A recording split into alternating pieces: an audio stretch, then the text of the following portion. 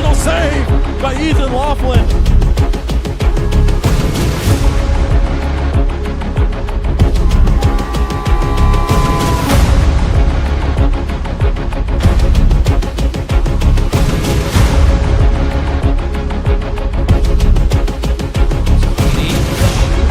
Still loose, they score!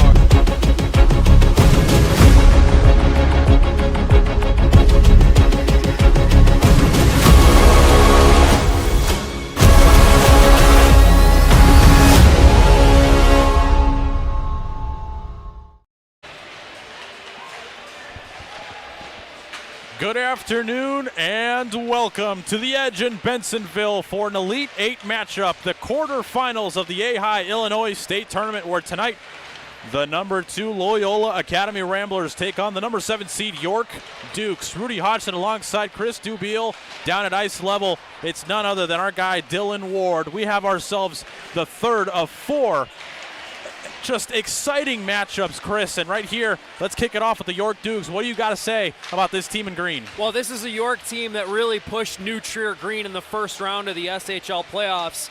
They ended up losing that series 2-0, but they had New Trier on the ropes in game 2, and then they followed that up with a couple impressive wins in the state tournament over GBS Blue 7-1 and LT 5-2. They'll try to keep things rolling here against Loyola.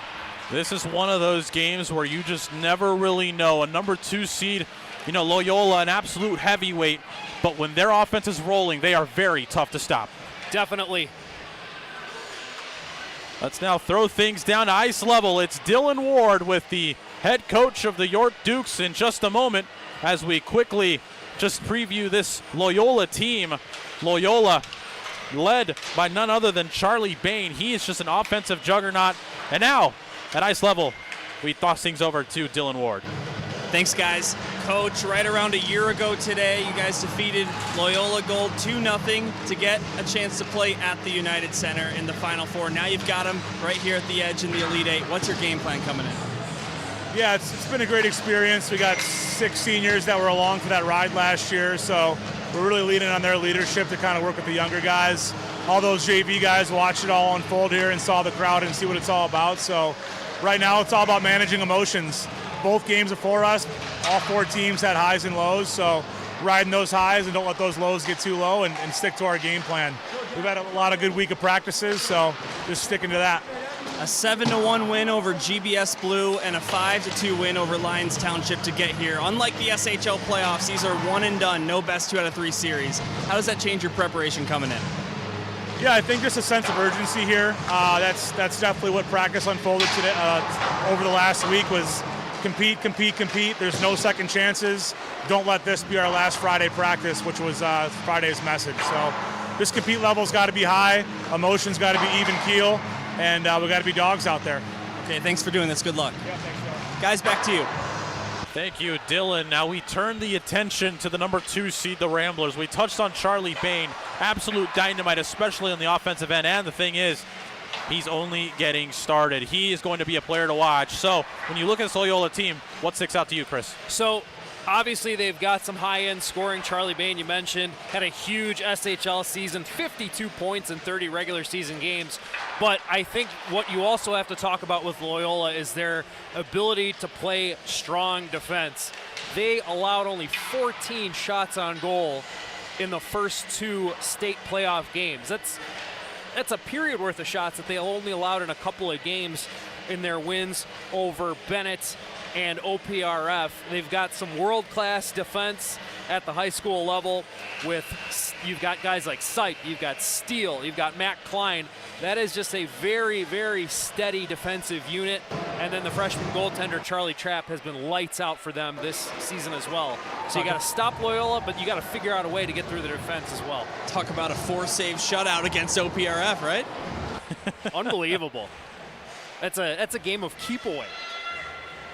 We got ourselves a dandy right here at the Edge in Bensonville. We are just moments away from puck drop.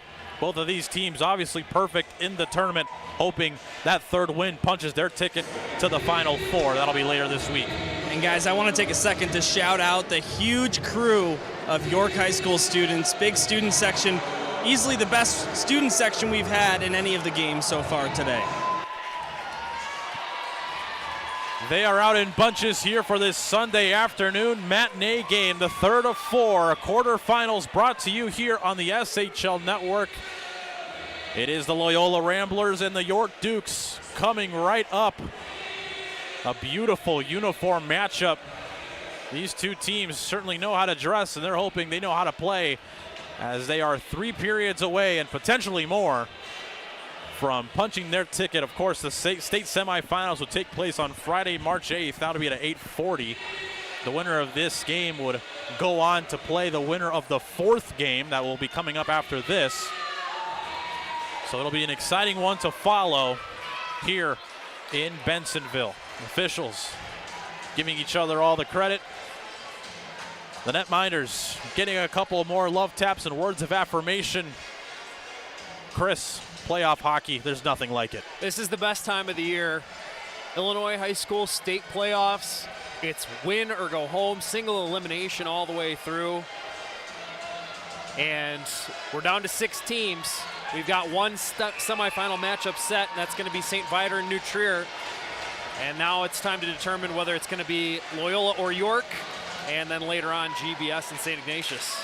We're underway here in the quarterfinal. The Ramblers sporting their gold with maroon and white trim, and of course it's the Dukes with their black alternates with that green. York will get the first chance of the game. A shot from the wing. That one is gloved down by Charlie Trapp, who has been the undisputed #1 this season. He's been sharp all season long. They're hoping one more strong performance can punch his ticket to the semi. Yeah, guys, and only a freshman in net for #1 in gold. That story's been well told. Door open for Trapp due to an injury to an upperclassman, and Charlie Trapp's been able to step in and really run with the position. Getting their first couple of touches were the Ramblers, but the Dukes now on the breakout hope to get something going here in the early stages of the game. 30 seconds have already expired. Trying again are the Ramblers. Carrying. It's Matt Klein. Bursts through. Dukes played off the boards. Now heading the other direction is Jack Passion. He has it, shoots one, easy save there for Trapp. A little bit of a collision behind the play, and going back to the bench is Ben Smith. He's holding his helmet. Now collected at the point by the Dukes again. A try from distance. That one goes wide. Not a whole lot of danger behind that opportunity. Now played off, and streaking through is Merrill. Merrill goes between the wickets. Nice move, still has it. Spins and tries to get the pass off. Now played off to the point. Far blue line. A shot. That one is denied. A second try goes off the side of the net. Now both teams fighting for possession behind the cage. The Dukes can't get it out. And now again, it's the Ramblers. Klein stepping up, loses possession, eventually cleared by York. They needed it. Puck goes the distance. It'll be an icing. See some jump in the step of the York Dukes here in the early going. They're taking the shots that are available, just trying to get pucks on net and really swarming to the puck quickly and trying to get on Loyola, throw them off their game a little bit, because we know how well this Loyola Gold team can possess the puck. Face off to the left of the starting netminder for the Dukes. That's Jack Brown. He's been the guy for them in these playoffs. Jack Brown in the SHL regular season sporting an impressive .911 save percentage. Those are some quality starter numbers. And as you mentioned, Chris, he's been their guy throughout the entire state playoffs. Now a try from distance. That one gets blocked. That time, the block from Peifel. More D-to-D passing. Now played off to the far wing. Not able to control it was number 71, Lochnicki.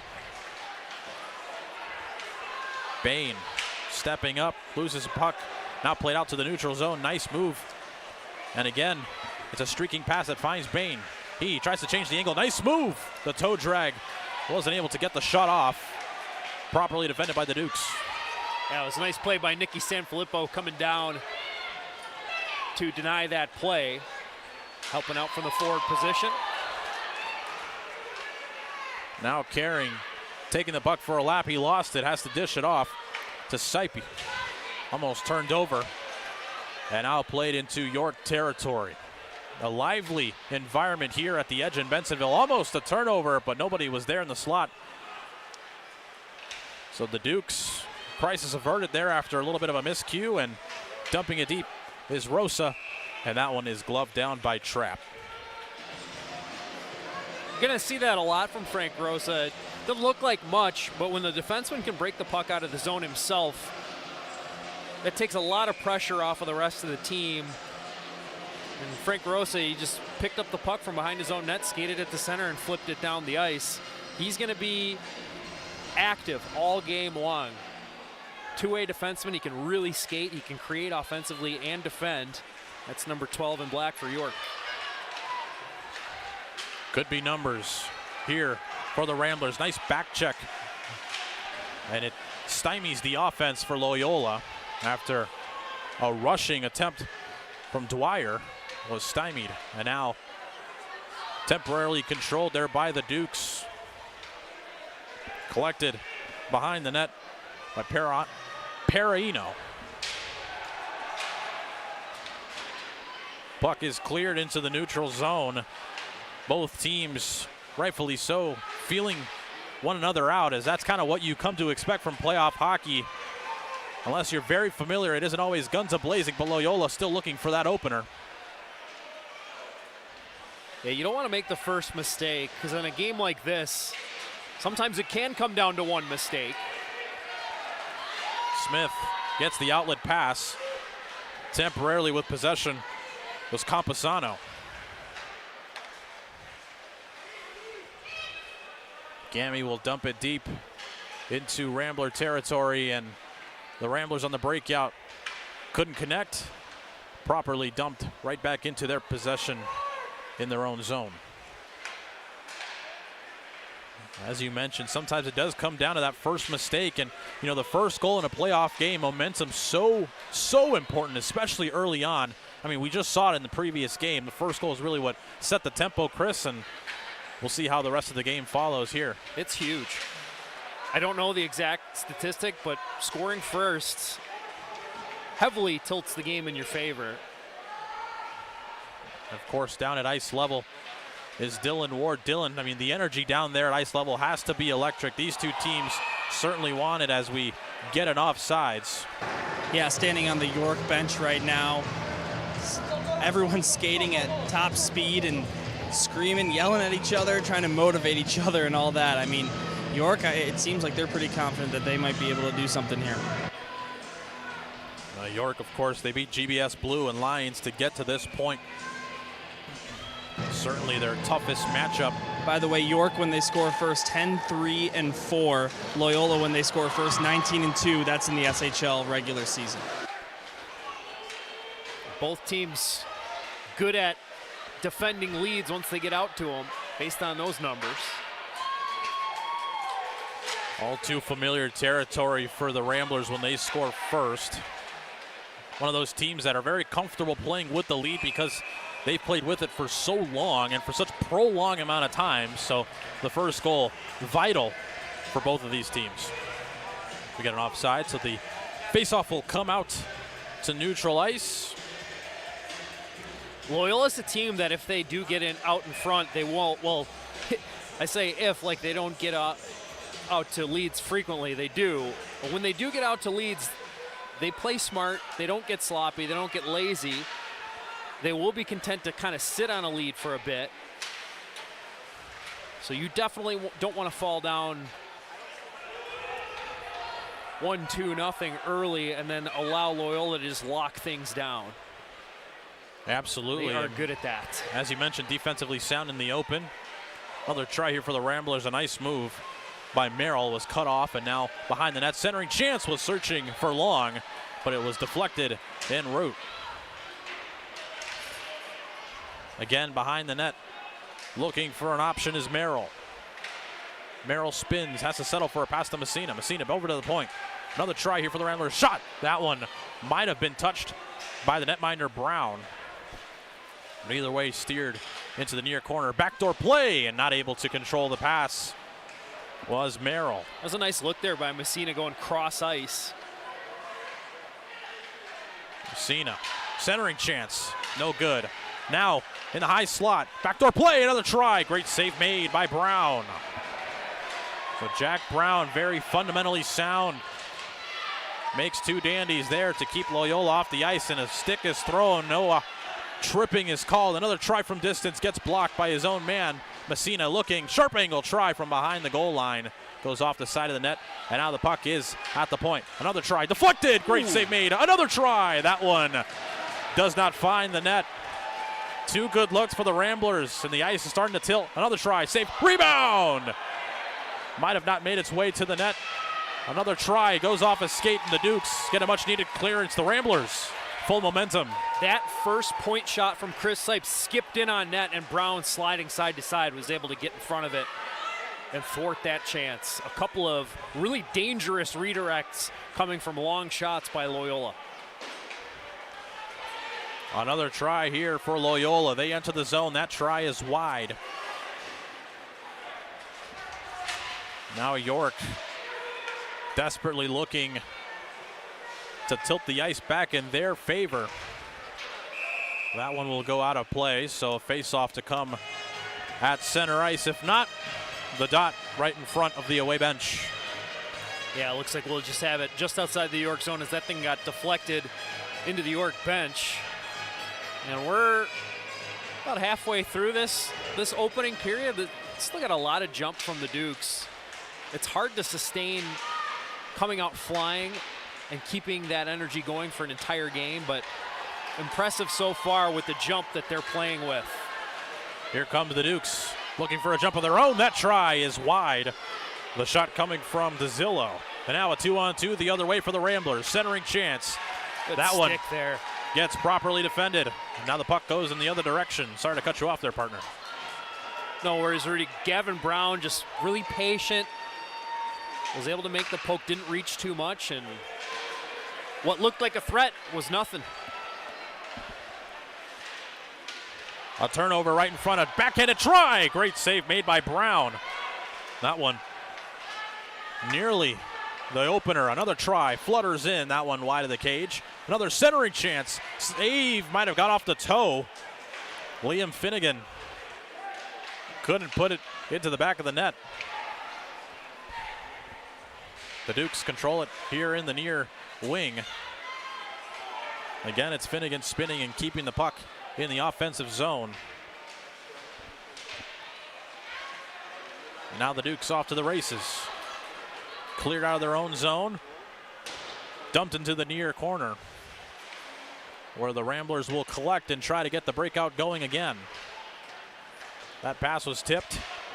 Spinning and trying to get it deep are the Ramblers. They can't get it all the way down. The York Dukes will get a much needed change after a busy shift. Sohn spins, finds Gammy, and now trying to win the foot race is Sanfilippo. He gets crossed up. Officials keep their arms down. Dukes have possession. Centering chance, almost a try. That time, that one goes wide. The rebound, they score! The Dukes get us going. It's the opener from Sohn, and it's 1-0 in favor of York. That's a prime example of just keeping pucks going towards the net. They miss the net. It comes back off the end boards, and there's a big wide open rebound there for Sohn. Right place, right time. Look at that, Karam right to him, and no mistake. It's a 1-0 lead for the Dukes. And guys, this York bench absolutely erupted after that one was fired home, and Sohn didn't waste any time, skated at full speed over that student section to celebrate with his classmates. After a hot start for the Ramblers, the Dukes capitalize and they beat the youngster Charlie Trapp. So the Dukes get the very important first goal. Dylan has the numbers. What was their record? Remind me when they score first. We'll get that over to you in just a moment as the puck goes out of play. With 6:39, a crucial first goal. Yeah, guys, when York scored first in the SHL regular season, a 10-3-4 record. On the other end, Loyola, when they allowed the first goal, a 500 points percentage, 3-3-2 in those games. So after quite a few games played, some would say this is actually unfamiliar territory of sorts for the Ramblers because they've scored the first in nearly 75% of games that they've played this season. But alas, the deficit is only one, and this potent Loyola offense can certainly pounce at will, as the first couple of minutes of the first period would dictate. Another try here for the Dukes. And there's a lot of hockey left. And you kind of just look at the numbers for Loyola. Charlie Bain, 3 points.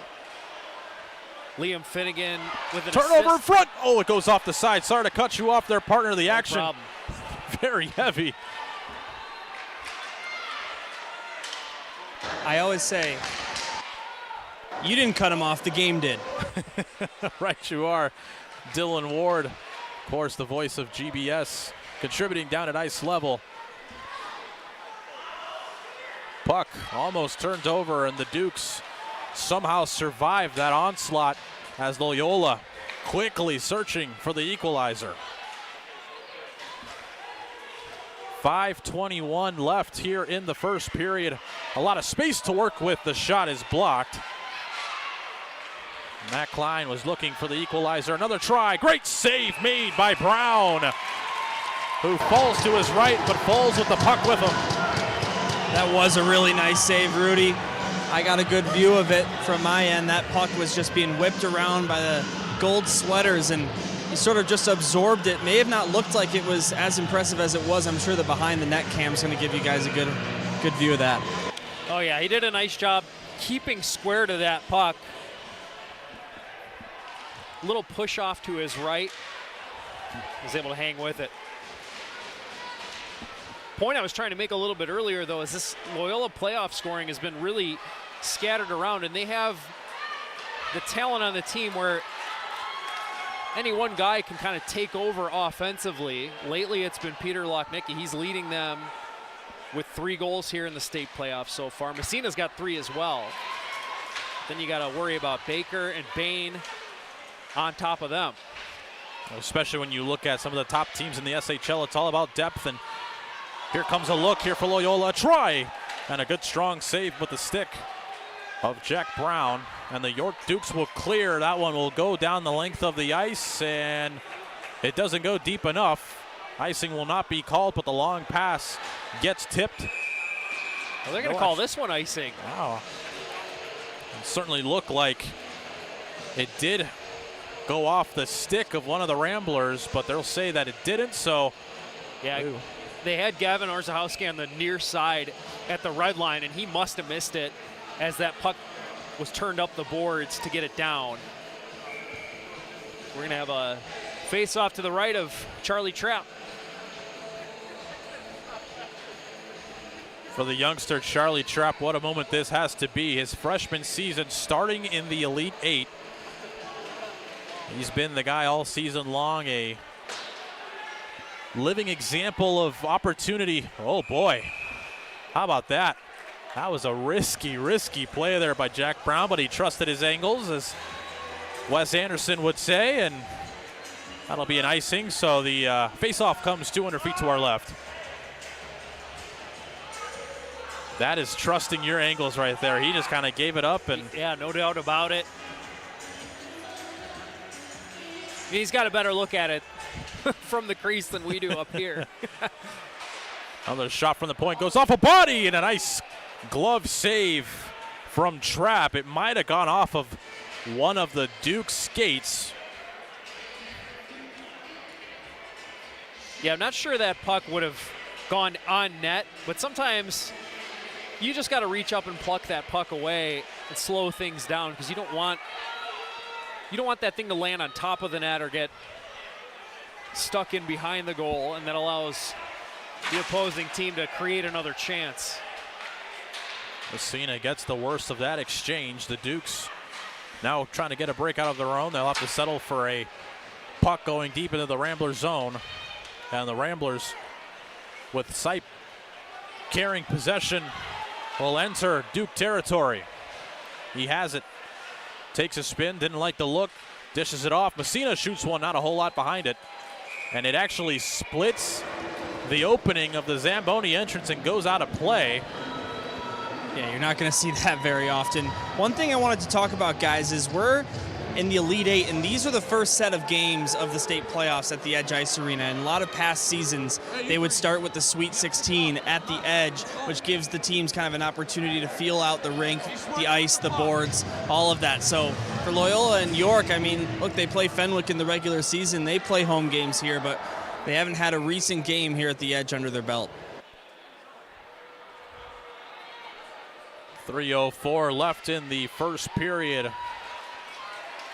A very interesting anecdote there from Dylan, as always, as the Dukes chasing the puck and hoping to find the second try. There, a rebound and a great save made. Puck is still loose.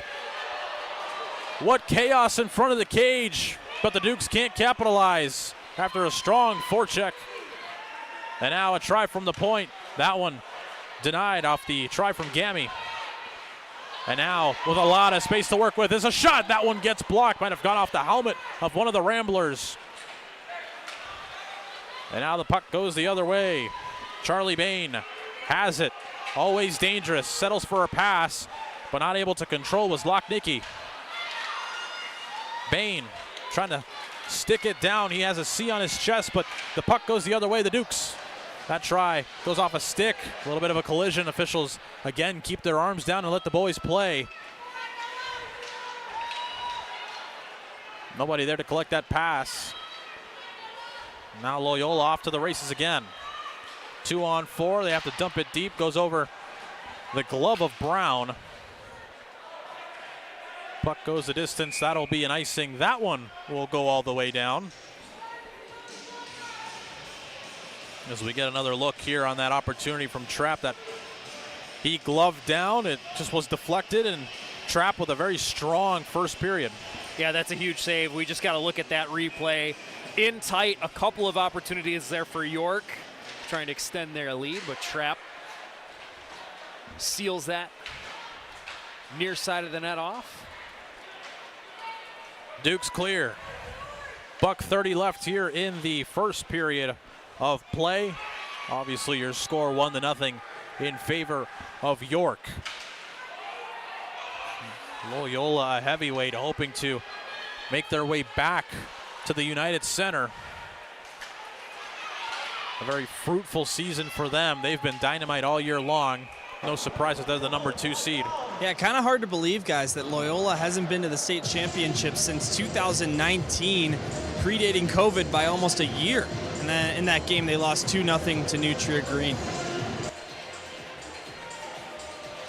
This program is always has its eyes set on state. They got a pesky York squad in their way right now, though. The Dukes not giving a lot of time and space against this Loyola squad. A dream start for the Dukes, really. This is exactly the start that they wanted, and now they're a minute away from carrying the lead into the second period. Loyola not able to win possession in the offensive zone, eventually are able to do so. Carrying is Finnegan. Cleared out by the Dukes, and now it's a foot race to the puck. Could be a chance here for York.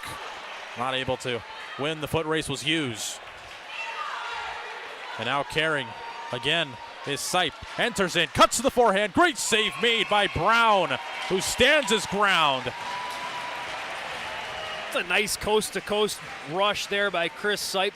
He scoops the puck out from his own zone, goes coast-to-coast, uses that long reach, dips the shoulder, gets a nice forehand shot off. He was shielding the puck on his backhand, but Brown is there. Great stop. Good hustle play there. 28 ticks of the clock left here in the first period. We'll try again the face-off draw. Both teams a little too eager to get going.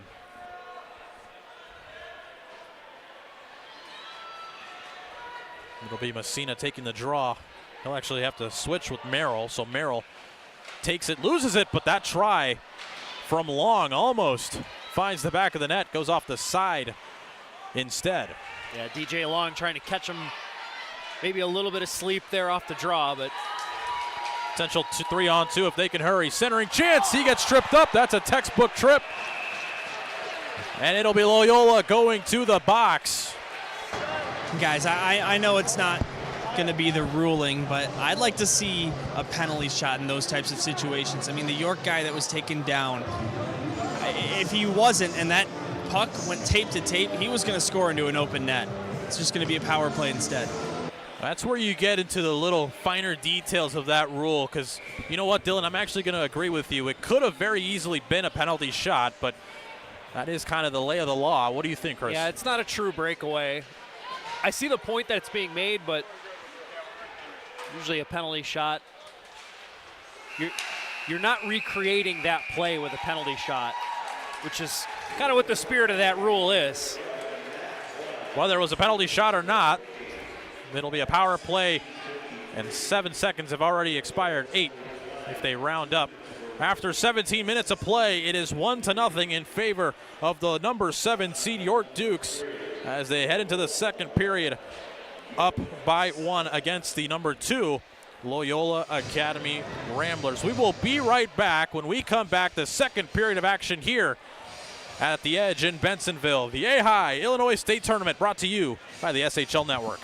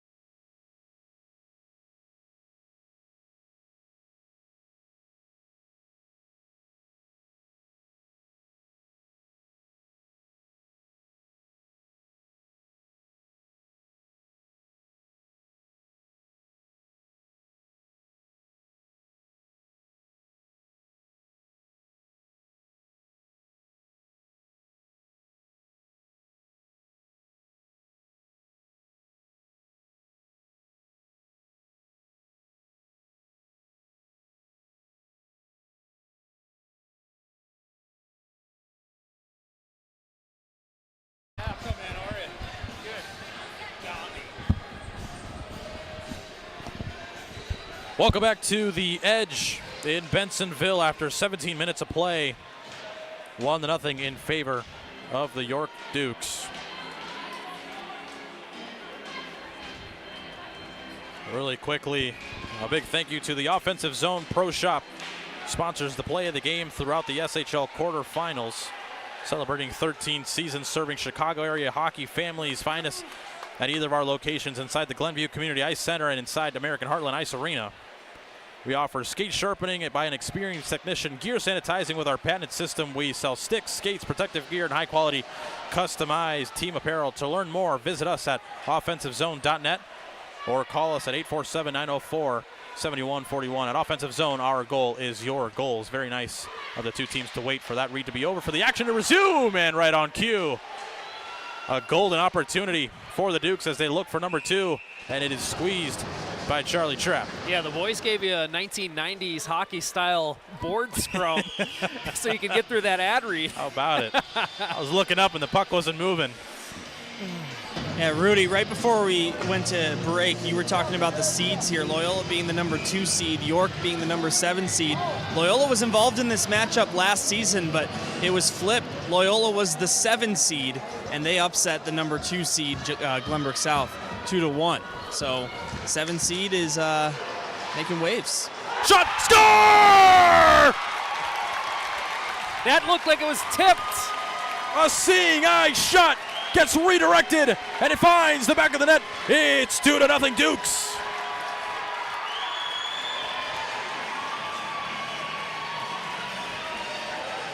Sohn gets his second of the evening. They'll say he gets credit.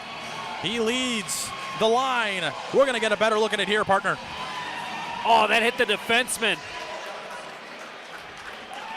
That's just a tough break there for Sam Walker, who was kneeling to block the shot, and it caught just a little piece of him, maybe his glove hand, maybe his leg, but either way, it floats past the goaltender. It's a 2-0 York lead. The Dukes starting to believe they have themselves a 2-0 advantage over the number 2 seed in the tournament. The beauty of high school hockey, you just never know. And York came to play. It's 2-0.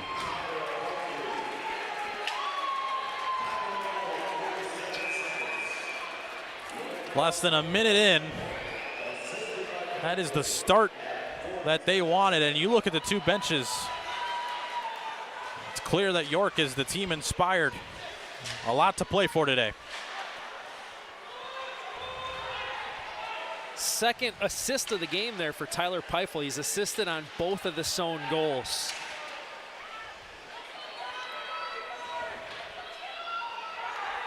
Again, it's Sohn. Has it. Goes off of one of the defensemen and into the Loyola end. Turns around and tries to steer it. Turned over. Sohn looking for the third. He couldn't get it through. He was trying to cut inside, but was quickly met by the frame of Matt Klein. And now a long pass. Will it go the distance for icing? They'll say it doesn't. And now played behind the net by Frank Rosa. Heavy collision. Nice job there by Orzakowski to negate that icing and never quit on the play. Loyola just couldn't get possession of the puck. Now a steal. Turned over. Here comes a good look for Loyola. The backhanded try is saved. That was Merrill. But Jack Brown again holding his ground and making the stop. Nice look there for Charlie Merrill, trying to go backhand top shelf. Brown is there. Jack Brown's been doing a really nice job of staying square to shooters, and he's really sealed off the bottom of the cage, forcing Loyola to try to go upstairs. Ramblers win the draw. They keep the puck in the O zone for a moment. Trying to get something going as they desperately search for their first. That one gets blocked. And now it's York the other way. Caring, taking a slip as a ref. A shot, that one goes over. Trapp has to glove it down. The puck is still loose. It's on the goal line, and it's saved by Trapp. What chaos in front of the cage, but the freshman covers it. That thing was just squibbing around. York just threw it on goal. It went off of Trapp's glove off the end boards, and then they just tried to go for the putback. Oh, that pinged around before Trapp could trap it up under his body. Hits the side of the cage, hits Charlie, and then he gets his glove down on top of it. And could you imagine York going up 3-0? What that would be like for that bench in terms of just building the confidence and the momentum in this hockey game. DeZillo taking the draw, getting the better of him was Michael Baker. As the Ramblers certainly feeling the pressure here after York gets off to a hot start. Rudy, you just said Mikey Baker's name, number 88 in gold, was the kicker for Loyola's football team. He won a state championship already this school year. He's looking for a second.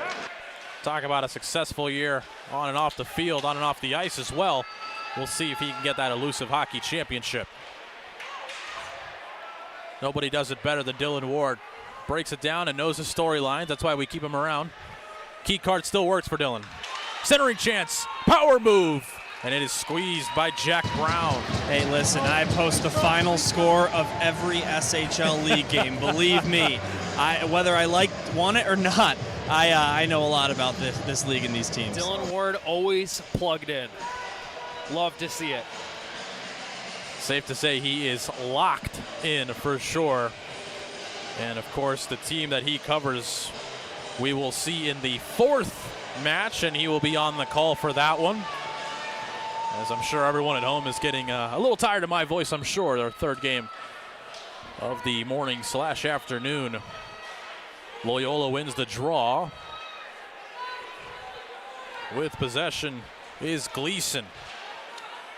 Quickly met by Loyola. Forecheck trying to get something going.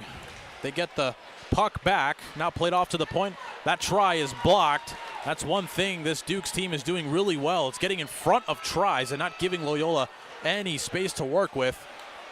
They'll have to settle for a pass deep. Goes off of a skate. And out control. It's the Dukes the other way. Potential 3-on-2 brewing. A little miscommunication. Sees the puck glide past Nicholas Sanfilippo.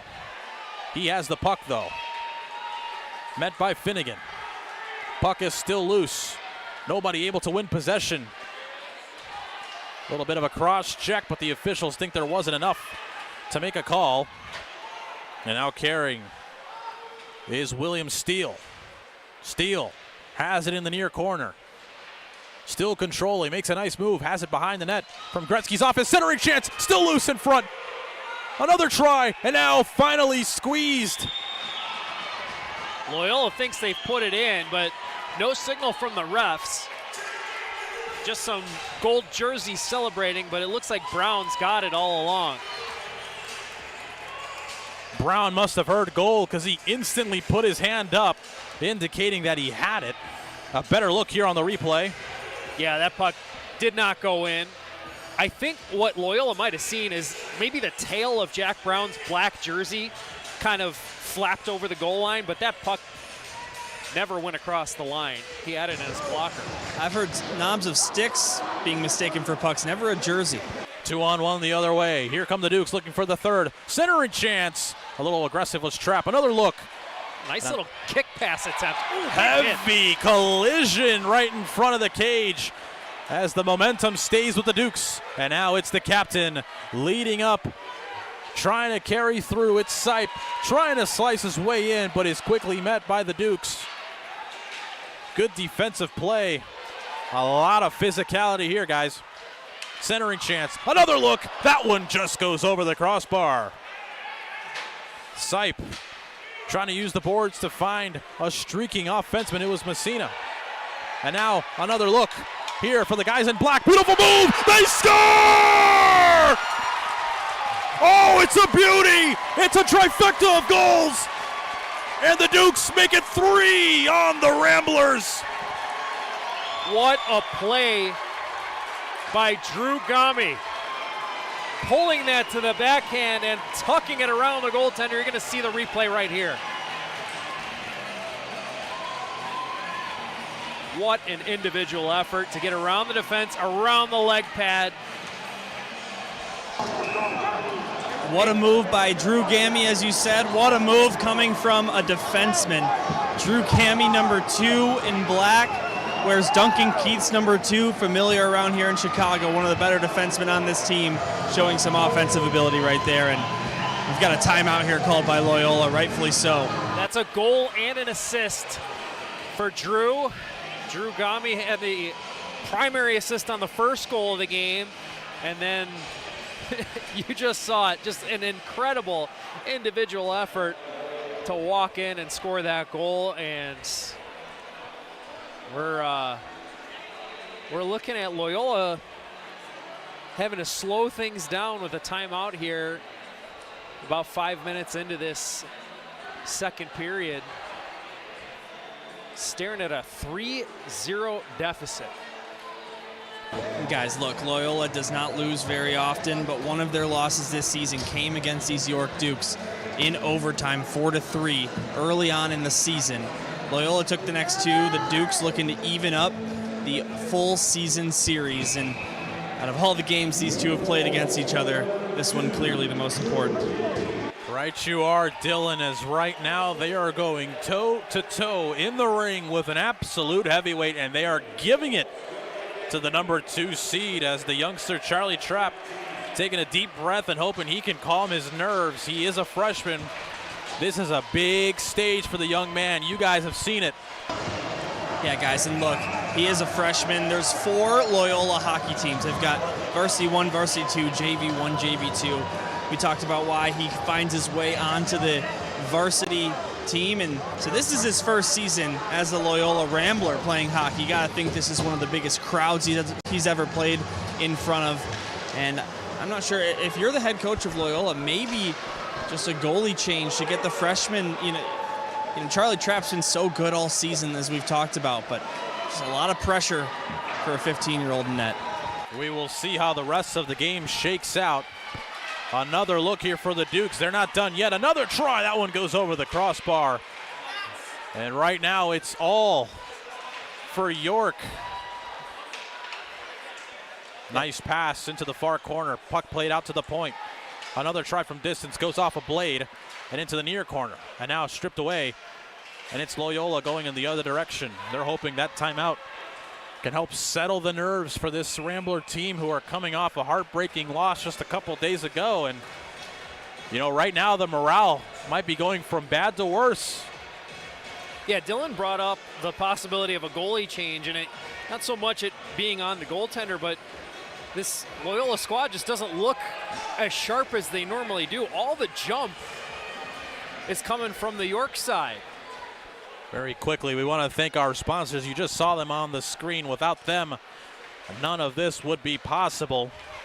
And right now we are witnessing one of the more exciting games of the season. Another try, Loyola looking for their first. Not able to get the pass through Jobert.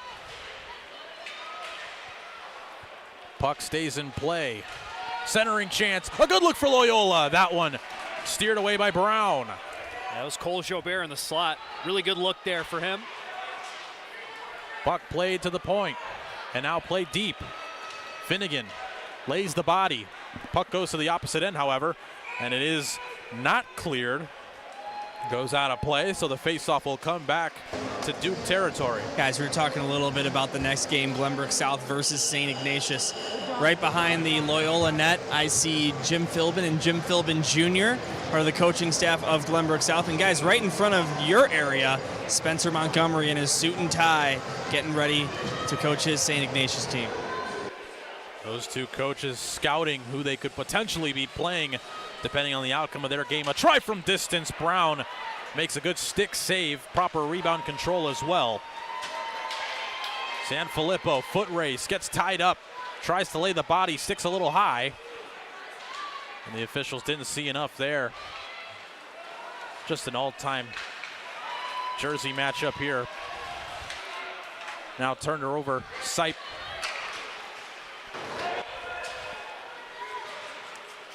Has it again, tries to chip it up. Yeah, Rudy, this York Dukes black jersey made it all the way to the championship round of that jersey voting tournament on the SHL Instagram, ultimately lost by 4 votes. So a lot of people's favorite here are the York Blacks. D-to-D pass, they try to play it off the boards. Sharp angle try, goes off the side of the net. And now collected at the point. That one is denied and cleared by Peifel. Peifel just really battling on the boards. And now Peifel a little too aggressive. Officials letting these two teams play. That's kind of been the trend all day. Let the better team win and don't let the officials kind of dictate the way the game goes. That's the way we like hockey to be played. It's Bain who's trying to cut to the forehand. Lost puck.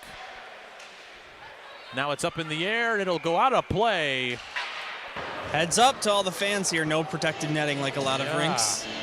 Well, good for our sake, but maybe not so much for them.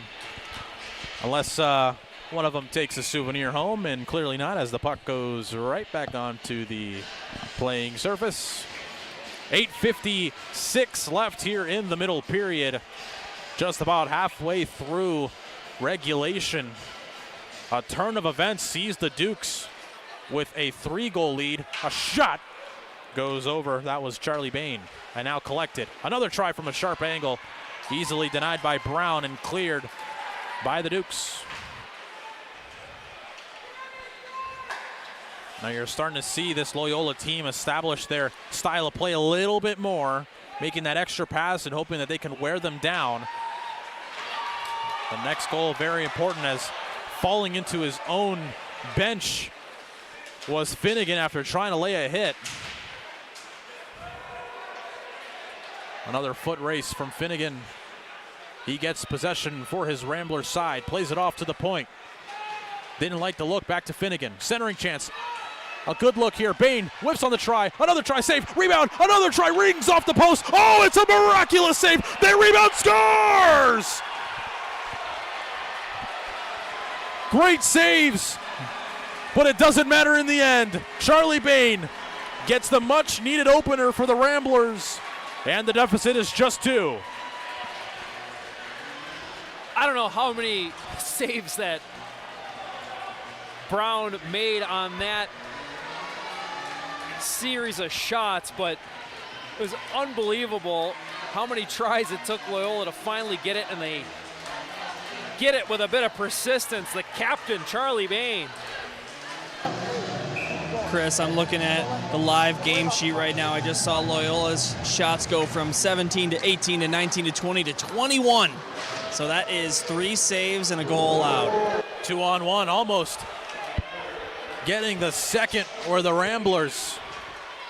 That's a huge defensive play for York. You really can't give up a goal in the ensuing shift. Smith steers it loose. Almost turned over, and now off to the races again are the Ramblers. A centering chance, almost a nice power move. Not able to cash in was Jobert. Puck stays with the Ramblers only momentarily as the Dukes win possession back into their hands, and now it's dumped by Camposano. A little more jump in the step of the Ramblers here after that goal. Lara has it, takes a lap, doesn't like the look, shoots one, that one goes wide. He was on his back leg, so didn't get the power he wanted. Puck played off to the point. A D-to-D pass, another try, gets deflected, but it goes to the right of the netminder. Puck still loose, and the Ramblers starting to show their offensive stripes. Another chance, great save made by Brown. The momentum shifting in the favor of the team in gold. Another look, a try, that one goes wide. Puck collected at the point. Once again, it's Walker. Rims it around, that pass doesn't exactly work out. Another look here for the Ramblers. Not able to get the toe dragon shot was Lochnicki. Saw Loyola on that shift kind of do what worked well for York earlier in this game, where they're just throwing the puck on net from all angles, trying to create rebounds, trying to create havoc. That's how they got their first goal. They nearly got a second one in the same fashion. We get a couple of looks here. We got some tips. We got a shot from in tight. Brown making a big save there. 6:17 left in the middle stanza. 3-1 your score. Loyola dominating on the shot count, 22-12, but the score 3-1 in the other direction. Delayed offside, but because the puck didn't go over the blue line, it won't be called. He dumped it deep just in the nick of time. A nice pass off to the races is Loyola. Backdoor pass. He had a lane, decided not to shoot, and it goes the other way. As a good block off the skate of the defenseman, that was Rosa. Lochnicki almost sees the puck go the other way. Sohn carries. That was just a ridiculous tip pass by number 71 in gold, Peter Lochnicki, on that rush. 2-on-2, he loses it, but he was able to carry it in, so no offside. Lochnicki has it again. Has it on the backhand, quickly met by Gammy. And now they'll say that's not icing because it went off of one of the Ramblers' sticks. Lochnicki, a long shift for number 71 in gold. Backhands it into the offensive zone, and now Finnegan there searching for an option. A try from distance, again blocked on the way to the net. Another foot race. Winning that time is Cooper Nelson. Has it on the forehand, quickly met by two Dukes. Has to quickly get it out. Won't make its way all for an icing. Another look here. A centering chance. He had a lane to potentially shoot. And it looks like these Ramblers are looking for that extra pass. No offside, says the official. Loyola keeps it in. Again, it's Sipe. Has to go into neutral ice and try again. Finnegan has it. Puts one on target. Easily blocked away by Brown. Messina quickly met and taken down to the ice. Still has it. A try. Rings off the crossbar. And it stays in, so Messina gloves it down. LaRue had him beat. Again, it's the Ramblers. Bain goes off a couple of sticks and skates, but it stays in the offensive zone. Another try block. Messina spins, looks for the shot, gets a centering chance. Great save made. Another try, still loose. Backhanded try. Puck is still in the crease. It's not covered. They score! It's chaos. It's the second of the night, and it's 3-2. There's life here in Loyola. Tommy Messina comes out of the pile. He's the Rambler that poked it in for his 4th goal of the state playoffs. And just like that, it's a 1-goal hockey game. Makes you wonder what Scott Sorello and DJ LaVar said to their guys during their timeout. Loyola looking like a completely different team here late in the second period than they did before. There's bodies just flying around trying to get at that puck. York had a couple of blocks to go with a couple of saves from the goaltender Brown, but persistence in front of the net for Loyola Golds. And it looks like York have just awakened that animal. This is one of those teams that at any given moment they can pounce, and those two weren't pretty, but they count all the same. The deficit is now just 1. A long pass will be icing. Could have been a 2-on-1 the other way. Dylan. Guys, it might seem obvious, but I think for York right now, the biggest goal is to not allow another one before the teams head to the locker room. You want to carry that lead into the intermission, or when you talk things over in the locker room, come back out and finish it up. Good call, Dylan. I was just thinking that, like, right before Loyola makes it 3-2, you're thinking if you're York, it's a big win if you take a 2-goal lead into the intermission. Now you just want to hang on to the 1-goal lead that you have. Buck goes off the stanchion and will stay. Actually, it'll go outside the neutral ice. So with 3:26 left, what was once a 3-goal lead is now just 1. And as you guys said, I mean, the next goal is going to be the most important. It's either an insurance goal for York that really puts them back into this game, or Loyola equalizes it, and that is absolutely not what you want if you're York. We'll see how the rest of this period shakes out. Another try. Brown has to fall on it, and that's the desperation of Brown just falling on the puck and getting a whistle after all that chaos. Who can blame him? Yeah, York, as quick as they started, as much as they were flying around, they seem like they're hanging on a little bit the last few minutes. Loyola may be tiring them out a little bit with all the chaos that they're creating in front of the net and the puck possession that the Ramblers have been able to dictate so far in this game. We haven't seen a ton of scoring chances for York since they went up 3-0. They're chasing the game a little bit. They've got to get this turned back in their. They got to get the tide turned back in their favor if they want to come away with this one victorious. Well, they've been sitting at 12 shots on goal for quite some time. The ice has certainly tilted. 25-12, the official count. Under 3 minutes left here in the middle period. A late hit. There has yet to be a penalty in this contest. We'll see if that changes. Loyola trying to keep the pressure going. I believe York's second goal was on a power play there. Could be wrong. That was the delayed call. York has one on a delayed penalty, but did not actually have the. Are you positive about that? I feel like advantage situation. Between the first and second period, there was a penalty on the scoreboard. Well, folks, it doesn't matter now because we have a penalty in the moment. Well, there you go. It'll be a slashing. And going to the box will be Lochnicki. So this could be what the doctor ordered for the Dukes as they try to get momentum back into their hands. And we'll see if they can pounce and make them pay for it. And, of course, the official sponsor of every power play during the Red Varsity quarterfinals is RSM. Discover the power of being understood, as Lochnicki currently sits in the Hanna Vanderplug Law official penalty box. Stay out of trouble with Hannah Vanderplug Law. Great opportunity here for York to swing the momentum back in their favor. Rosa has it at the point. Steers it around, more perimeter play here from the Dukes. Now in Gretzky's office, a centering chance. That one might have gone off the side of the net. Trap might have gotten a touch. A try from the wing, deflected, and it goes wide. Still loose on the other end, and not cleared as it goes off the helmet of Nelson on the clearing attempt. Hughes has it, getting some support from Camposano.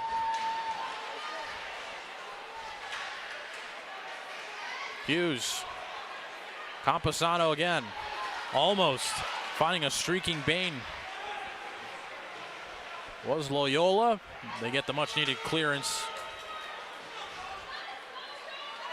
So a minute already expired on the power play. 1:25 left in the period.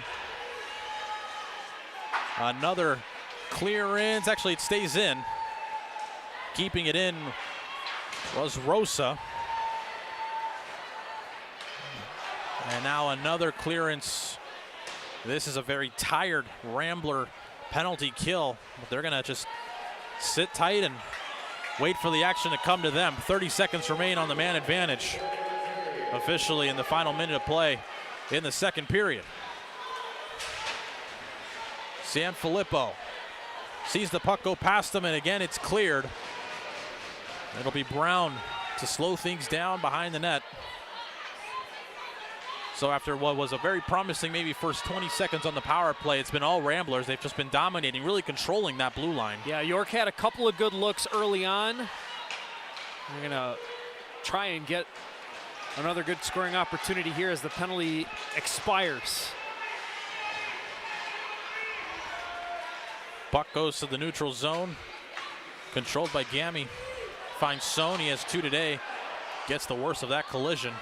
Loyola's PK to add. First place in the SHL for the regular season. They were at 89%. You're starting to see why, partner. They were very sharp, very aggressive. But now it's the Dukes.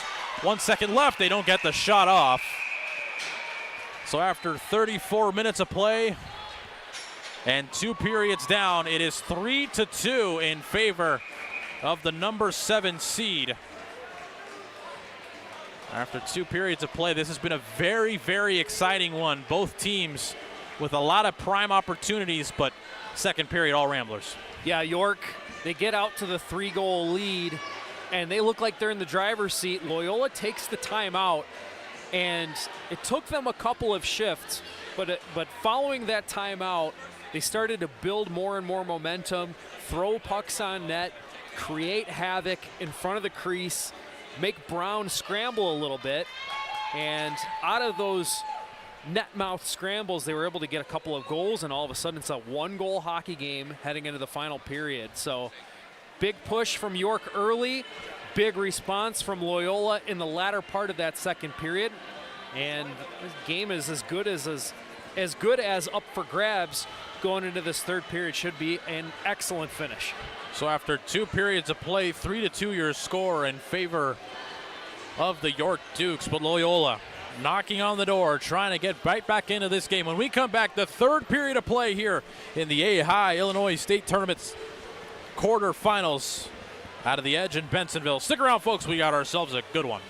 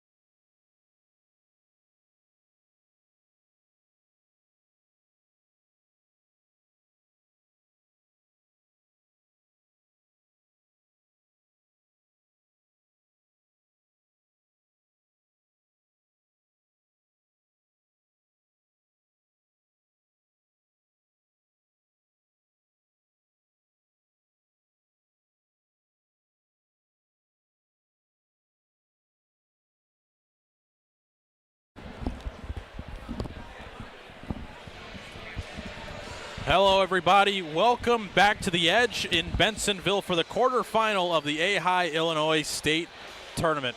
Rudy Hodgson alongside Chris Dubiel. We're going to go straight to the chase down at ice level. It's none other than Dylan Ward with the head coach of the Loyola Ramblers. Thanks, Rudy. Coach, you go down 3-0, you call a timeout. You guys look like a completely different team getting back within one before the intermission. What changed? Our forecheck, we just got in much harder on pucks. I mean, we weren't forechecking hard enough, and it was creating too many turnovers and letting their rush get going. Last season in the quarterfinals, you were down 1-0 late to the Glenbrook South Titans, scored 2 goals in the final 2 minutes to ultimately win 2-1. You're down by 1 coming into the third period. What's it going to take to come back? I think just relentless on the forecheck. I mean, all the boys believe that we'll come back, so I think we will too. All right, thanks for doing this. Guys, back up to you. Thank you, Dylan. This has been one of those games where you just never really know. Back and forth action. We officially get the horn, so the players will step back on the ice in just a moment. To my right, Chris Dubiel. So, Chris, walk us through the storyline of this game. I mean, 3 quick goals from York, and now it's the heavyweight showing that offensive prowess. What are we seeing? So we saw York get off to a flying start. They really came out of their locker room with their hair on fire, especially in that first period. You saw dedication to the forecheck, just flying towards the puck, winning puck battles, just throwing shots on net whenever they could get a good look. And eventually they were getting rewarded for it, so much that they got out to a 3-0 lead. And then Loyola takes that timeout. They kind of take a deep breath, and they start to establish their momentum. So it's really Loyola getting up off the mat after taking that big initial first push, that first punch from York. And maybe York, you can't buzz around all game. At least it's hard to buzz around on the forecheck and then come back so hard on the back check to play a 200-foot game at that high of an octane for an entire 3 periods. And maybe they got worn out a little bit by Loyola as we got into that end of the second period. So now it's all about who's going to have the push here in the third, who's going to control the possession, and who's going to have the better looks. The third period is brought to you by Wintrust Bank, Chicago's bank, the official banking partner of the SHL and the Red Varsity State Playoffs. We want to give a special thank you to Wintrust for their tremendous support of high school hockey over the years. Whether it's in the SHL or for the state tournament games, Wintrust is the official bank of high school hockey. Wintrust Bank, Chicago's bank. Well, we are only moments away from figuring out who will punch their ticket to the semifinal. Of course, that'll be Friday, March 8th at 8:40 p.m. Dylan, you've seen these teams more than anyone. You've seen this Loyola team, whether it be GBS or with the SHL network. You're down there, you're right there with the guys. Tell us, what do you feel? What is the morale? Do they feel like they're ready? Are they in this game? That is such a critical part of whether a team can come back. Yeah, Rudy, I mean, I feel like those last 2 goals towards the end of the second period really fired these guys up. I mean, they were down 3-0. I'm sure a lot of people here at the Edge Ice Arena thought it was game over already. They come right back in it, make it interesting. And I'll tell you this, you talk about I've seen this team a lot. I think one of the things that makes Loyola so good, and this is why they're so good year after year, it's a coaching thing. They don't make a single mistake out there. They make you work for every single goal you score. And in all 3 York goals, we saw that. It wasn't off of a turnover or a mistake, bad bounce. I mean, York really worked for those goals. And the defense of Loyola, you talk about their #1 penalty kill in the league, #1 goals against in the SHL regular season. It's going to be so critical for York to somehow find a way to get a 4th if they want to win this game, because you got to think Loyola is scoring at least a goal here in this third period. Yeah, if you're York, you got to get back to what you did in the first period. What made you successful? They made Loyola kind of look like a shell of themselves in the early part of the game. It's not that Loyola had played poorly. It just wasn't the Loyola team we're used to seeing. And it was all York in the early going, but Loyola has pulled on the rope and brought this game to within 1. Third period underway here in Bensonville. Of course, your score 3-2 in favor of the Dukes. Ooh, heads up. That's in the bench. An early. I picked the right time to switch benches, boys. Yeah, I'd say you're right. So the faceoff will go to the left of Brown, who's had a very sharp performance when called upon. He's been very strong, has made 23 saves.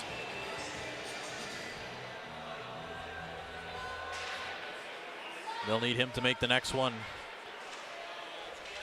Finnegan gets tied up. York still not able to get it out. Again, it's that very, very heavy and prevalent forecheck of the Ramblers paying dividends for the team in gold. Puck cleared, but goes right back into the offensive zone for Loyola, but it's cleared promptly by York. We get a whistle. And we will see what the verdict is. Not sure if you saw what the whistle was for there, partner. Might have been offside, maybe? Either that or on the clear, maybe caught somebody on the York bench. We're coming back into the York zone, though. Faceoff's going to be out to the right of Brown. As you said, we'll try again. Jack Brown, 286 goals against average, very strong when called upon. And the Dukes look to get it out, but it gets turned over. Long, backhanded pass, goes to the opposite end. Couldn't be collected, and now off to the races is Camposano. Has it on the backhand, trying to drive in, couldn't get the shot off. And now it's the captain's sight. Carrying all by his lonesome, trying to split everybody, and he might bait them into a penalty. That might be the case. It's a holding. Holding, interference, either way. Some contact away from the puck with Sipe driving to the middle of the ice. Yeah, he's just totally taken out of the play. Good call there. And it's going to be the first power play of the game for Loyola as Drew Gami goes to the box. Gami will go to the penalty box, of course. Stay out of trouble with Hannah Vander Plug Law, the official sponsor of the penalty box, as we head into the RSM power play. Discover the power of being understood. Big spot here. If you're York, you got to get this kill.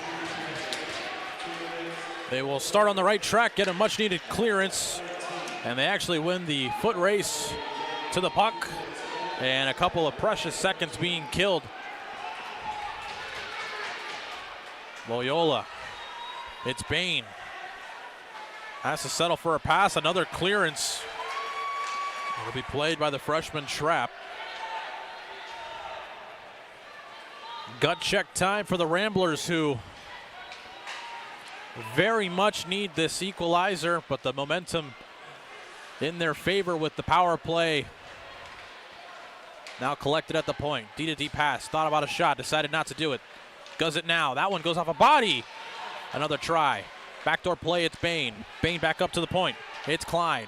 Another try. One-timer. Goes off of a stick, and he seems like he might have broken it, so it's a one-on-one the other way. Rosa shoots one into the big trapper of Trapp. Yeah, Jobert tried the one-timer for Loyola. The twig just broke right in half. That allows York to turn it the other way. Frank Rosa using that skill. Coast to coast, one-on-one, gets the shot on goal and follows it to ensure that Trapp had to freeze it. So you get a favorable position for this face-off. Another try, glove down and still played, so Messina leaves it back for Klein. Nelson controlling, plays it back to the point. Messina plays it deep, now collected. A shot from a sharp angle is denied. That try from Baker. And now a nice set of passes could lead to some more space here for Loyola. A try. Oh, that one at ice level almost was deflected in as Brown was just a little off his angle. Messina Thinks about a shot, takes it. That one is saved and cleared by the Dukes. 15 seconds left on the man advantage. A big clearance for the team in green. Really good job by the Dukes to protect the house. Brown makes the save, and his teammates limit it to just one shot opportunity there. Much needed kill. Time expires on the man advantage. Messina, though, still has space. Shoots one, short side. That one goes wide. Plenty of mustard on that shot. Another try, Loyola. That one goes into the bread basket of Brown and will be squeezed. York faithful applauding that. They recognize this situation. That's a huge penalty kill here early in the third period. Trying to protect a one-goal lead. Maybe alleviate some of the nerves a little bit, but it's going to take another goal for York to kind of cool the temperature down in this game. Already 3.5 minutes expired. 2 of those minutes were served on the PK for the team with the advantage. York, as they search for an insurance goal. Not going to get it that way. Almost a turnover, and it is a turnover now. As the puck goes out of play, almost decapitates a fan, but York catches a a break there. They turn the puck over twice, and then LaRue, who picked off that most recent clearing attempt from York, he jumped up, stole the puck, tried to flip it in deep, but ends up sending it out of play. So the draw comes outside the zone, and York avoids having to chase the puck around. Oh, that's right into the stands. Heads up.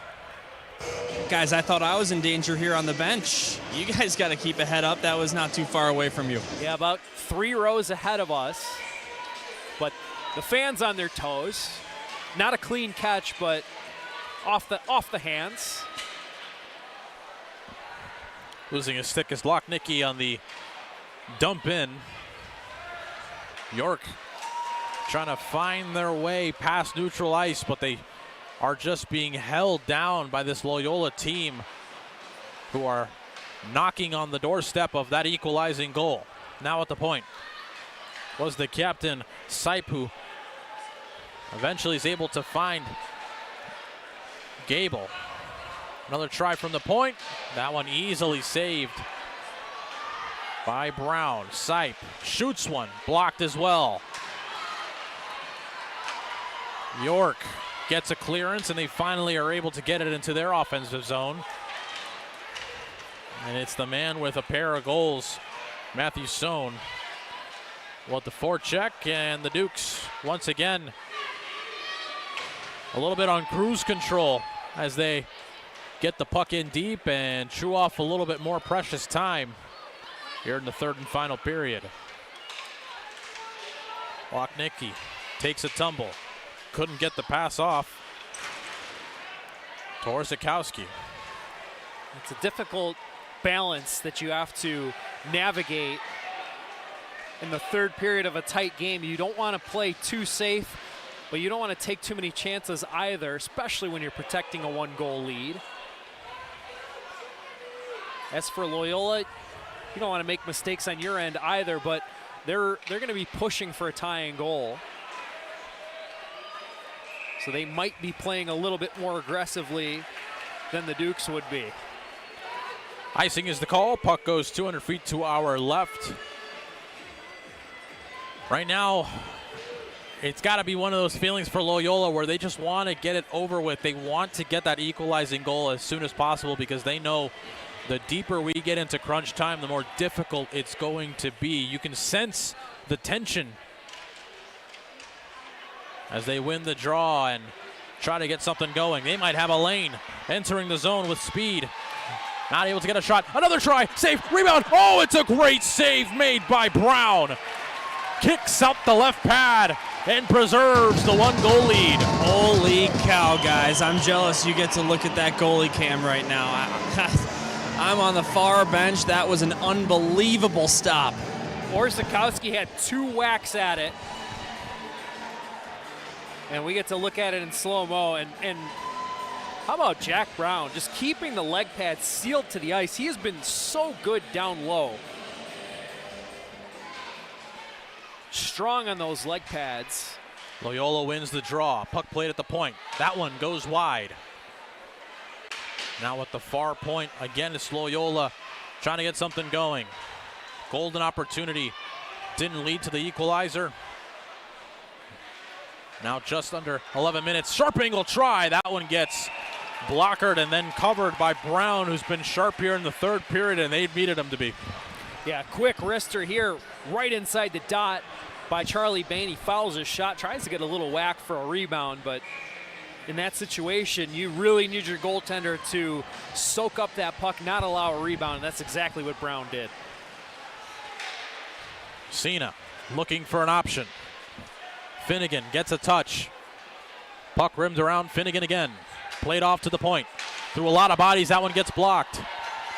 And now it's Ben Smith streaking through, gets quickly met. Loyola will try again from their own end. Turned over. Gammy has a lot of space to work with. Cuts to the backhand. He enters. He scores!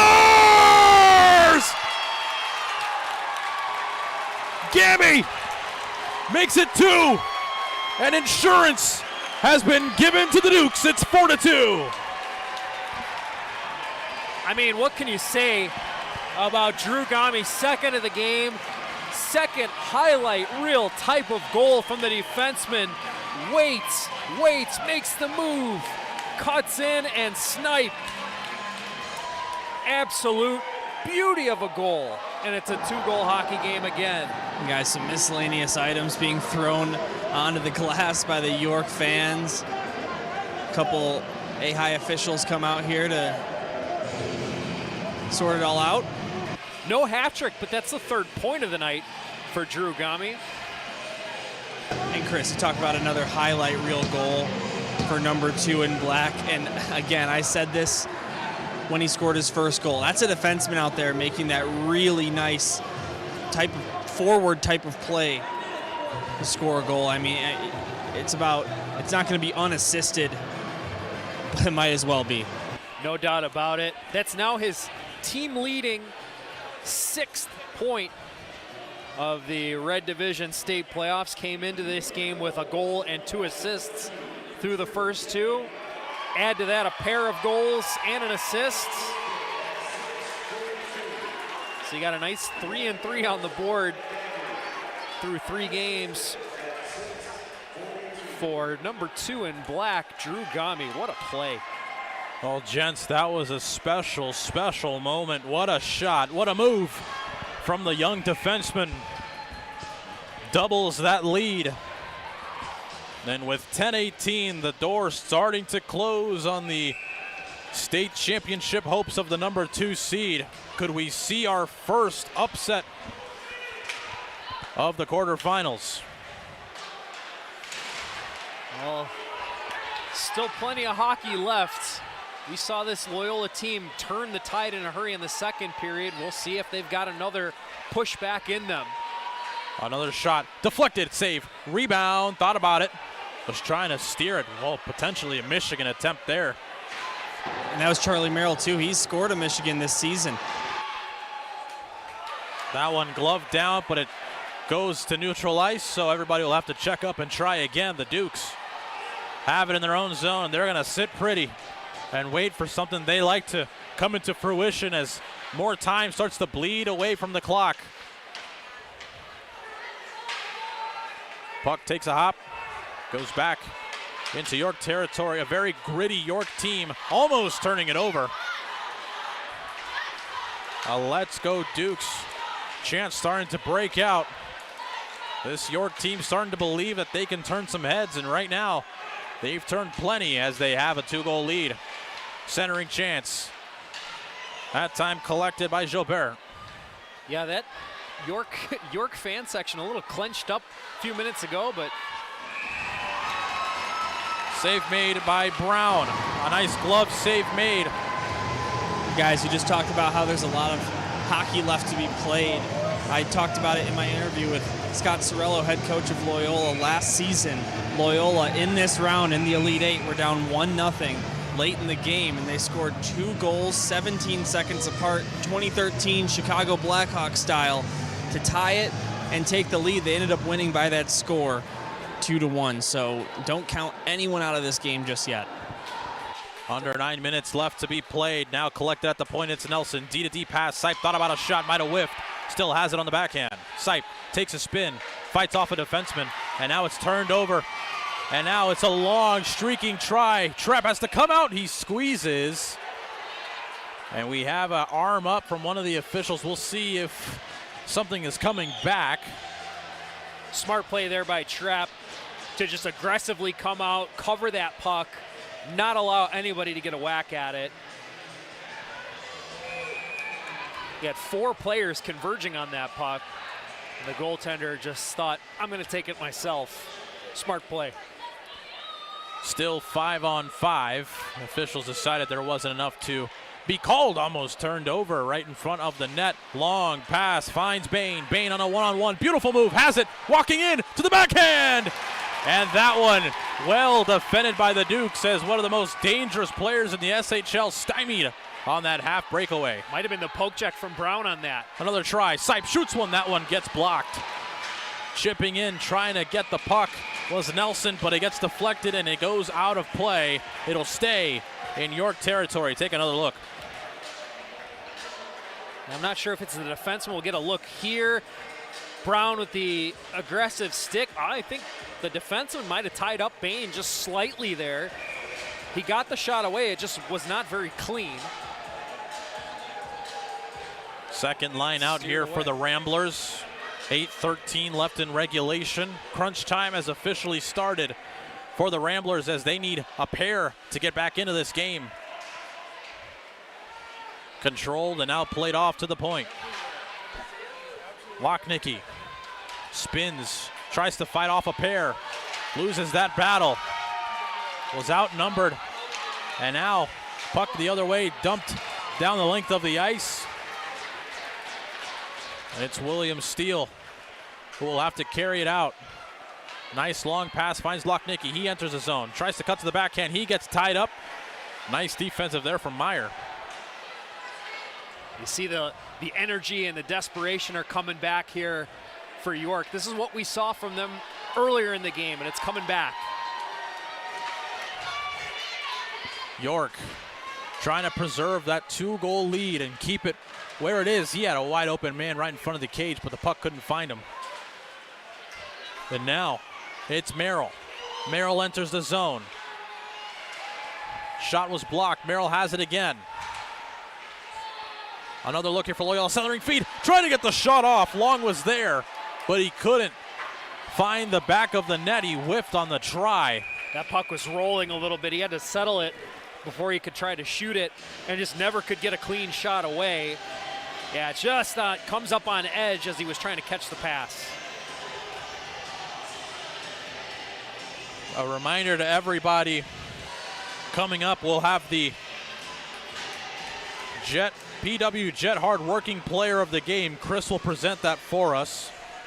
So in a couple of minutes, anticipate his decision, as well as the play of the game. That is brought to you by the Offensive Zone Pro Shop. Action resumes.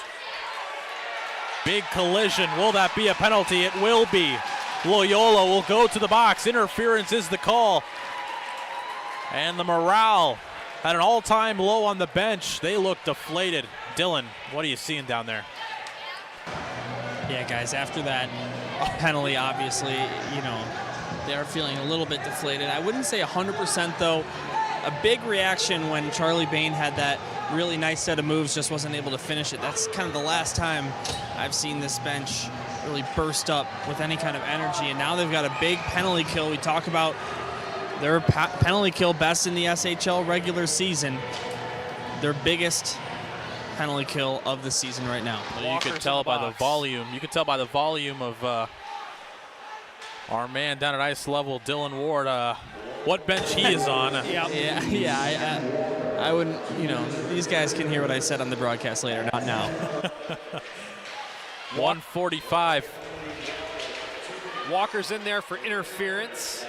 He's trying to force the man to the middle and just kind of tied up with him and took him out of the play. Already 30 seconds expired in the man advantage. York dumps it down, and Trapp will play it behind the cage. Clearance needed, and Bain has a step, so having to come out and play it will be Brown. Rims it around, doesn't get turned over. Bain gets it, finds Sipe. Sipe checks up, looking for an option. He finds Bain. Backdoor play! They couldn't capitalize. Finnegan was there. This is not going to be the average penalty kill from Loyola. Down 2 in an elimination game. They're going to be very aggressive, looking for a shorty, and nearly had the tuck there. Rosa carries, chips it past. That one gets turned over just beyond the reach of Bain. Of course, they're on the PK, so no icing will be called. 40 seconds left on the man advantage. The best chance of the last minute and a half actually went to the team down a man. That is an opportunity that they will certainly think about if they can't get back in this game. Puck chip forward, trying to find somebody streaking, goes off of one of the Duke sticks. Having to come out and play it is Brown again. Took a bit of a gamble there. And now carried out by the Dukes. Gammy, he has 2. Puck finds Sohn, shoots one, save. The rebound is still loose. It was for just a moment until Trapp covered it with the big trapper. Yeah, Peifel was there lurking, just couldn't locate that rebound before the goaltender did. A little bit of danger there for Loyola, but their goaltender comes up big there. 4:47. The longest 5 minutes for this York team and the shortest for this Loyola team is a tale of 2 hockey teams right now. Who will be the hero? Will they come back, or will York punch their ticket to the semifinals? Puck played out. Lochnicki couldn't receive the pass. Puck finds him eventually.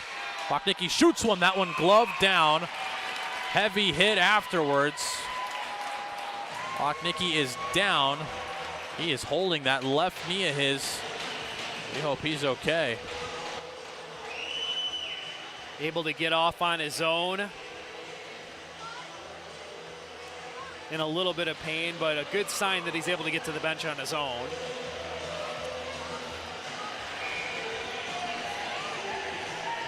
The final 5 minutes of the third period is brought to you by the Offensive Zone Pro Shop. Of course, at the offensive zone, our goal is your goal. Centering chance. Didn't lead to a goal for Loyola. Big hit to the numbers. Not enough. Centering chance. Wasn't able to find Long. Off to the races again is DeZillo. Guys, a message just delivered to Charlie Trapp to be ready for the signal at the 2-minute mark. They're calling for him now. Here they come the other way. Loyola shoots one. That one goes off a stick and out of play. At least I thought they were calling for him. That was the D change. I don't know. Maybe he said 4 minutes or something. I don't know. Here is your play of the game, presented by none other than PW Jet, the leader in high-quality water jet and laser cutting. Of course, they are the official sponsor of the hard-working player of the game.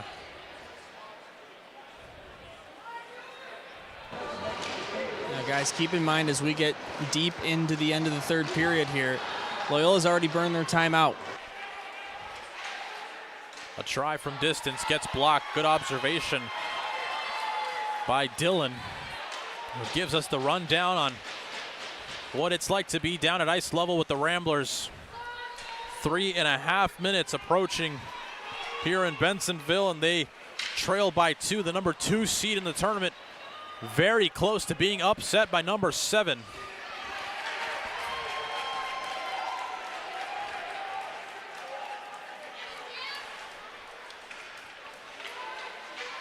Couple more chances. Finnegan tries to advance the puck forward. That one gets turned over. Another beautiful chance here for Loyola, but they can't capitalize as Bain was trying to leave it for Messina. Empty net. Net is empty. 3 minutes left in regulation. Desperation time for the number 2 seed. A shot from the point, goes off a body, still loose. Messina looking for the second try. They can't clear. Another try, big block. That one goes off the face, and they will whistle it down, sacrificing the body. Guys, Loyola bench not too happy that that whistle was blown there. That was blocked by number 45, Caden Blends. Haven't said his name, but we said it when it mattered the most. A huge block. We hope he's okay. You're going to get a good look at it here. Just sacrificing himself to provide a helping hand for his netminder. I can see why Loyola wouldn't like the whistle there, but the referee has the discretion to blow the play dead if he believes the player's in distress. And when a player takes a hard wrister to the head like that, you can't really argue too much with the referee just blowing it dead right away. There was no hesitation. Timeout being called by York.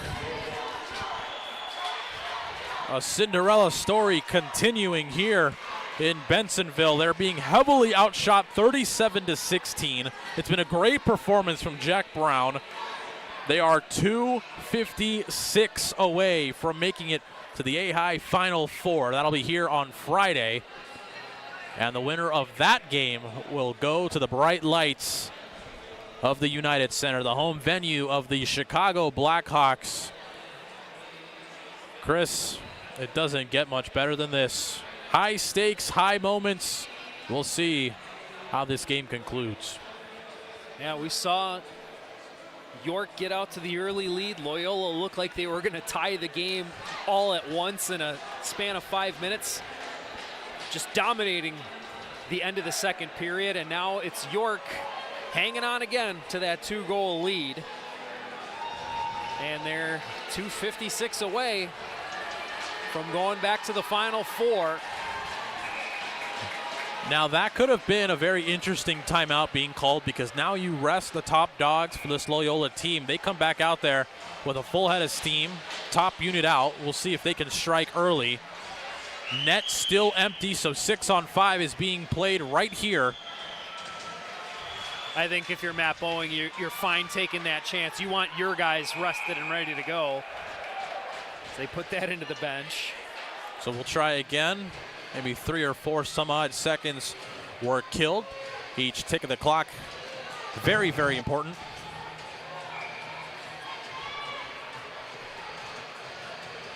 Face off to the right of Brown.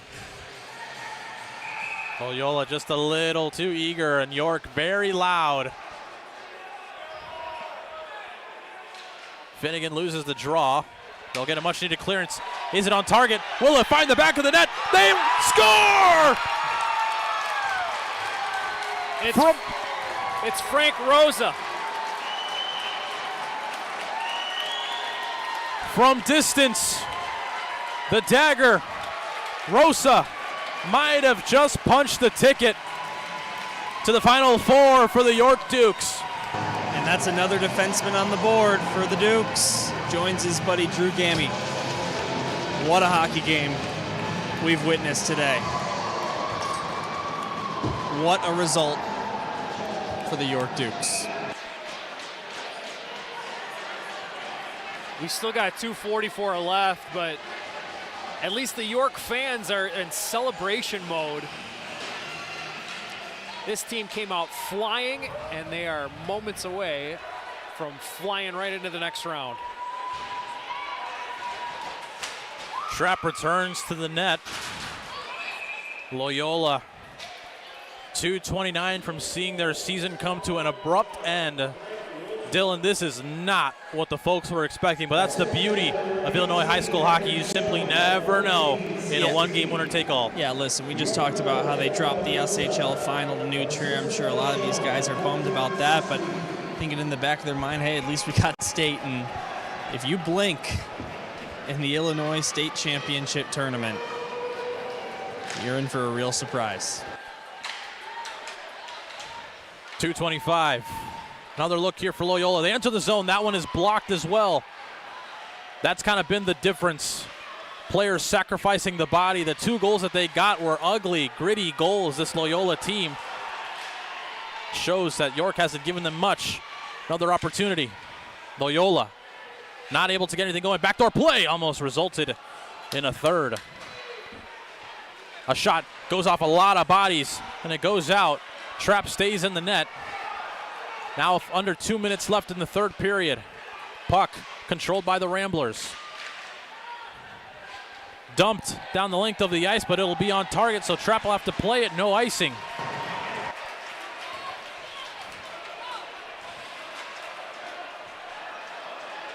The edge in Bensenville getting louder and louder as the York fans starting to cherish the moment. 90 seconds away from going to the Final Four. Loyola, another zone entry, cutting to the backhand. That one goes off a stick. Not able to get anything going is this Rambler side. Another cross-ice pass, couldn't be collected cleanly. Played off to the point. Turned over. Final minute left here in the third period. That one also on target. Listen, I don't want to take anything away from the skill of the Dukes. They earned this win, but you gotta wonder, did that student section help feed them a little bit of energy here down the stretch? I mean, there's really not any kind of student section at the edge for Loyola. We're gonna have some rough stuff here. Not the way you want to see a game with this much talent to end, but a burst of energy after a couple of hits. The student section starting to come alive.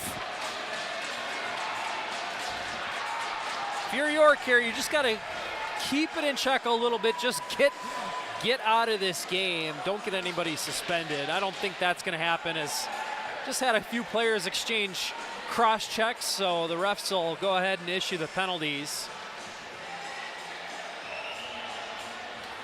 But there was 2 or 3 really good whacks in front of the net. Rosa, Baker, and I think Drew Gami was in there as well.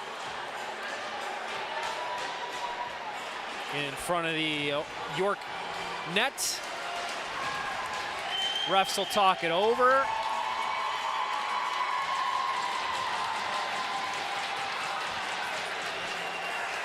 And you start to hear the appreciation of the York faithful.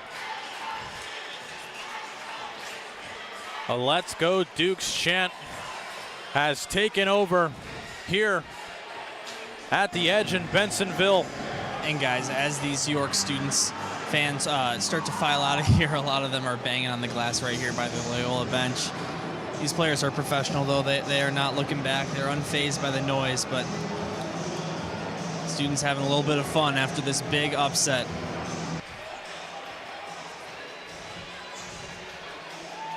For a long time on my hockey rankings, guys, Loyola Gold was the #1 team in the state of Illinois. In the eyes of very many, the favorite to win the 2024 state championship. You really got to tip your hat to the Dukes here. Great effort tonight. They get a clear off the draw, and they're 35 seconds away now. 30 seconds remain, as Chris said. One final push here for Loyola. They're a man up, but down 3. A bittersweet end here for this Loyola team that had cup aspirations.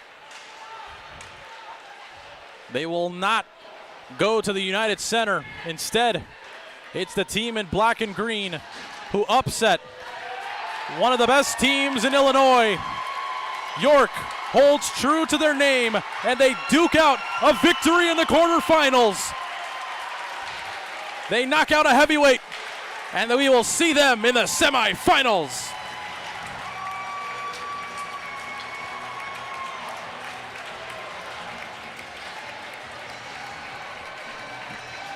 Incredible performance.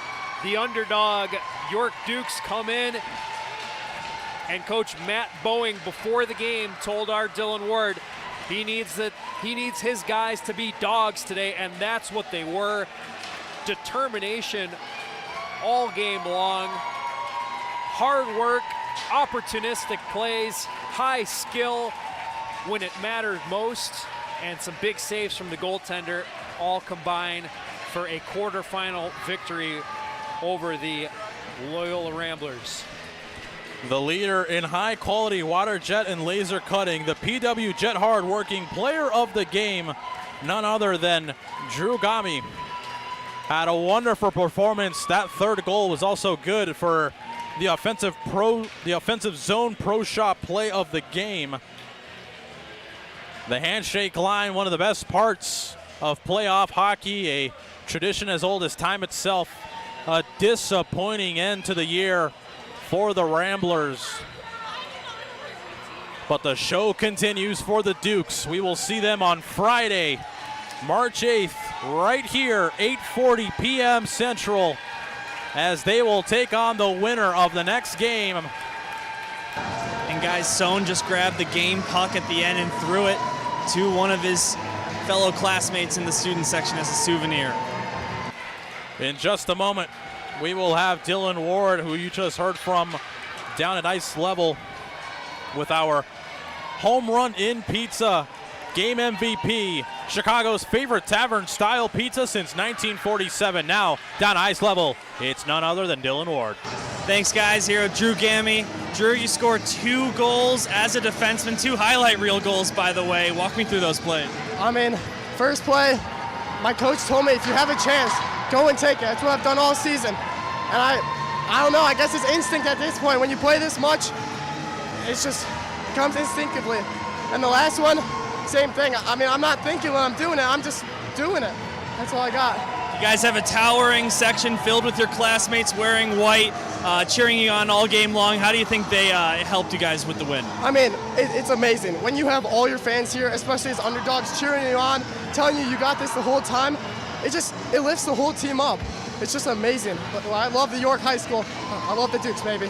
The York Dukes are back in the Final Four. Congratulations, man. Thank you so much. Guys, back to you.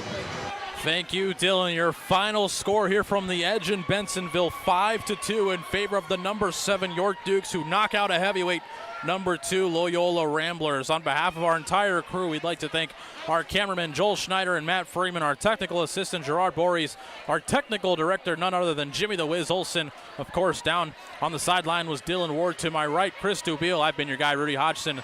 Stick around, folks. The 4th of 4 quarterfinals is coming up. Dylan will have the call, as it is another elite matchup coming up here on the SHL Network. Thank you so much for tuning in. We will see you in a couple minutes.